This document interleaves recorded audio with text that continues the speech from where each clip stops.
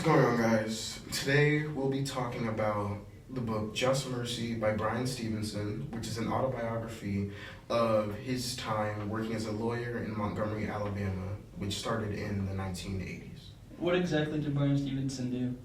Bryan Stevenson worked as a lawyer and his main goal was to kind of protect the rights of people who were on death row, incarcerated, or people going through trials, as there was a lot of intolerance and discrimination during the 80s when he was working.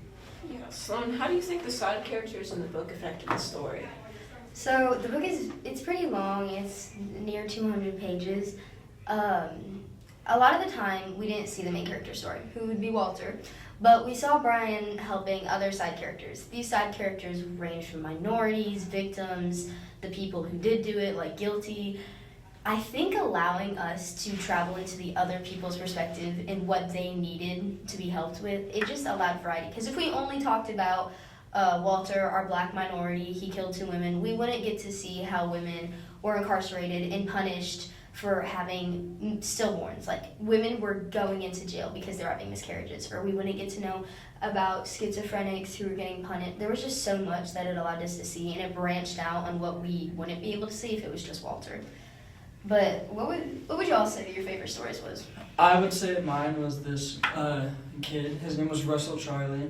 He had a stepdad that was a cop, and his stepdad came in very drunk on one night, and he ended up beating his mom so much that she passed out. So instead of going into the parents' room and calling 911 like he should have, he reached into the underwear drawer and ended up shooting his stepdad. Yeah, he got put in for life for that, didn't he? Yeah, he did. My favorite story would probably be with Avery Jenkins, who was a black man who was put on death row for killing a white man under an episode of schizophrenia.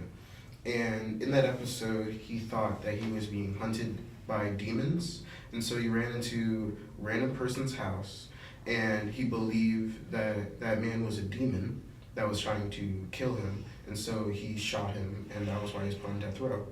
And it was a really heartfelt story, because in that it just talks about how disabilities are a main part of people that were incarcerated at the time, and also that people with those disabilities couldn't really protect themselves in these trials or in these cases. And so when Bryan talks to Avery and he tells his story to the jury, the people, the judge, he's let off from death row. He's still put in prison, but it changes the perspective of everyone there. And there was one person in particular, which was a officer, that was a really strong Confederate supporter, and he changed for the better into that he felt sympathy for Avery, and he bought him his favorite drink, which was a chocolate milkshake from Wendy's.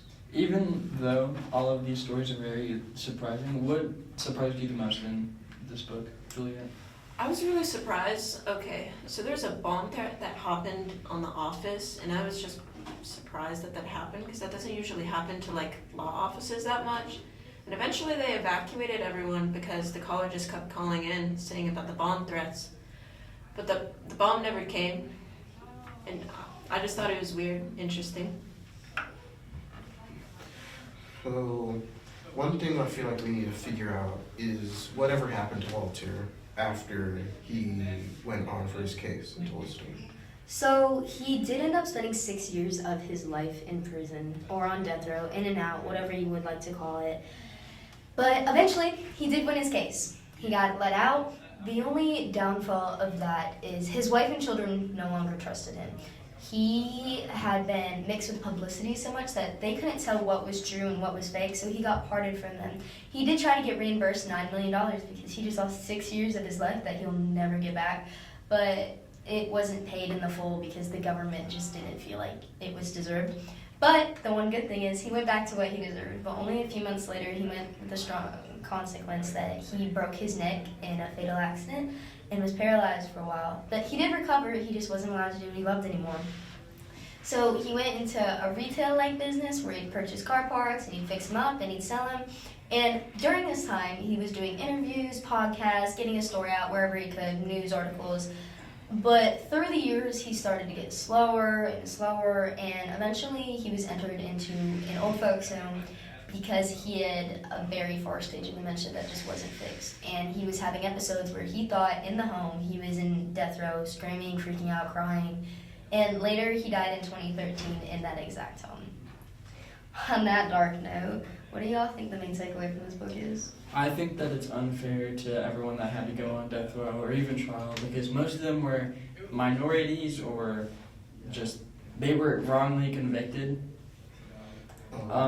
What would you guys say if you were to recommend this book to someone else?